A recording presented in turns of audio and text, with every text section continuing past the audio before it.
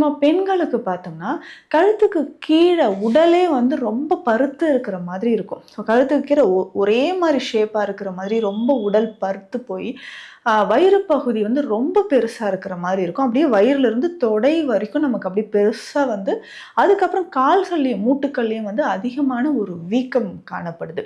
So அப்போ கால் பாதம் வந்து பார்த்தோம்னா ரொம்ப சின்னதாக உடல் வந்து ரொம்ப பருத்து. ஸோ இவ்வளோ வெயிட்டை வந்து இந்த பாதம் தாங்கணுமா அப்படின்னு சொல்கிற மாதிரியான ஒரு விஷயம். உடல் பருமன் உடல் வந்து ரொம்ப பெருத்து இருக்கும். அடிவயிற்று பகுதியில் தொடை பகுதியிலலாம் அதிகமான சதைகள் சேர்ந்த மாதிரி இருக்கும்.